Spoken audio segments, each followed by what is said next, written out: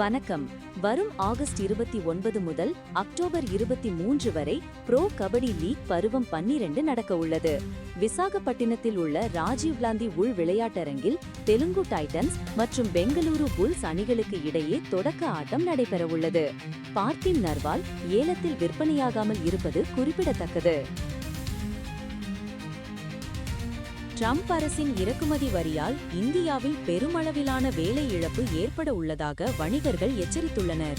100,000கணக்கான தொழிலாளர்கள் வேலை இழக்க நேரிடும் என அஞ்சப்படுகிறது.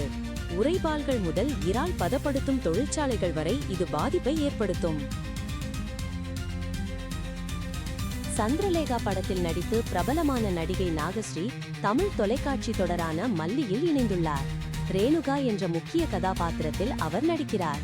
இந்த கதாபாத்திரத்தின் மூலம் கதைக்களத்தில் புதிய திருப்பங்கள் ஏற்படும் என எதிர்பார்க்கப்படுகிறது. IULL புதிய தேசிய தலைமையகத்தை திறந்து வைக்கும் விழாவில் பெண்களின் தலைமைத்துவம் முக்கிய அம்சமாக இருந்தது. பல்வேறு பிரிவுகளில் உள்ள பெண் அதிகாரிகள் லீக் அமைப்பில் அவர்களுக்கு ஒரு நோக்கத்தையும் குறிப்பாக வட இந்தியாவில் இடத்தையும் வழங்கியுள்ளது என்று தெரிவித்துள்ளனர்.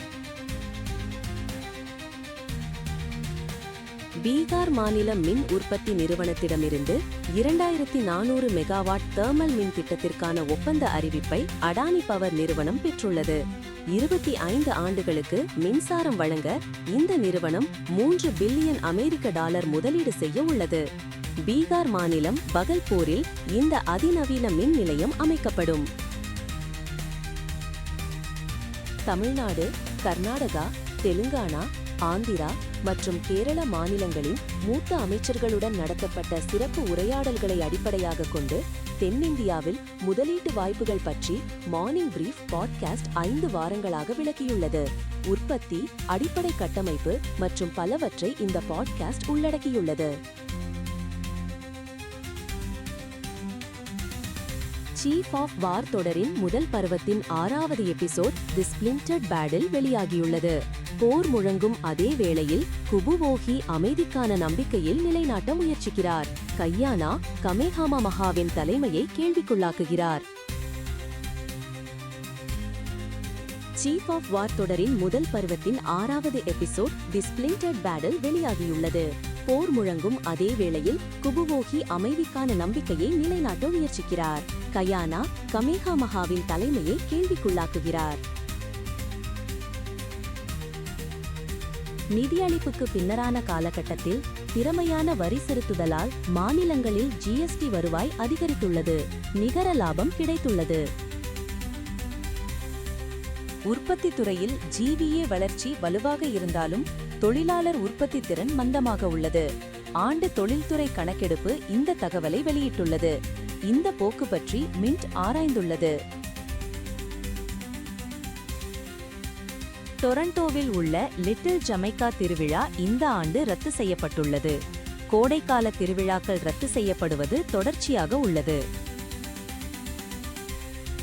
ஆப்பிள் நிறுவனத்தின் முக்கிய சப்ளையரான பெகாட்ரானுக்கு குத்தகைக்கு கொடுக்கப்பட்டுள்ள சென்னையில் உள்ள 7,50,000 சதுரடி தொழிற்சாலை அலகு கேபிட்டாலேண்டால் விற்பனை செய்யப்பட உள்ளது.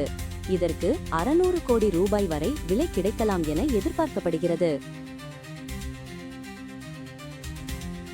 விஜய் சங்கர் தமிழ்நாடு அணியுடன் தனது 13 ஆண்டு உறவை முடிவுக்கு கொண்டு வந்துள்ளார். கடந்த ரஞ்சி போட்டிகளில் முதல் 2 ஆட்டங்களிலும் பின்னர் SM8 போட்டியிலும் அவர் விடப்பட்டார். விஜய் சேதுபதி தொகுத்து வழங்கும் பிக் பாஸ் தமிழ் 9 நிகழ்ச்சியில் லக்ஷ்மி பிரியா மற்றும் அவுரோரா ஆகியோர் பங்கேற்க உள்ளதாக தகவல்கள் வெளியாகியுள்ளன. லக்ஷ்மி பிரியா மகாநதி படத்தில் நடித்தவர். அவுரோரா சமூக ஊடக பிரபலம். இந்தியாவின் முக்கிய நீர்த்தேக்கங்களில் 83.47% நீர் இருப்பு உள்ளதாக மத்திய நீர் ஆணையம் தெரிவித்துள்ளது. இது காரிஃப் மற்றும் ரபி பயிர்களுக்கு நன்மை பயக்கும்.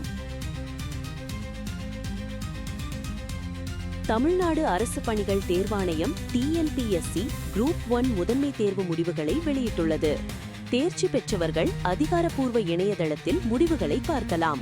முதன்மை தேர்வில் தேர்ச்சி பெற்றவர்கள் முதன்மை எழுத்து தேர்வுக்கு தகுதி பெறுவர். வட இந்தியாவில் மழை பொழிவு வலுவாக உள்ளது. செப்டம்பர் தொடக்கம் வரை பல்வேறு பகுதிகளில் கனமழை எதிர்பார்க்கப்படுகிறது. தமிழ்நாட்டில் புதிய நிறைவு மையங்களை அமைத்து அமேசான் தனது செயல்பாடுகளை விரிவுபடுத்தியுள்ளது. சரக்குகள் விரைவாகவும் நம்பகத்தன்மையுடனும் சேர்ந்து அளிக்க இது உதவும். நெட்ஃபிளிக்ஸ் உலகளாவிய சிறந்த 10 பட்டியலில் 3 இந்திய படங்கள் இடம் பிடித்துள்ளன. மாரிசன் மற்றும் சாரே ஜஹான் சே அச்சா ஆகியவை அந்த பட்டியலில் இடம் பிடித்துள்ளன.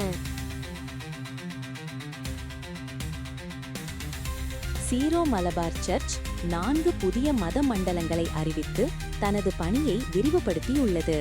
புதிய தலைமைத்துவமும் நியமிக்கப்பட்டுள்ளது.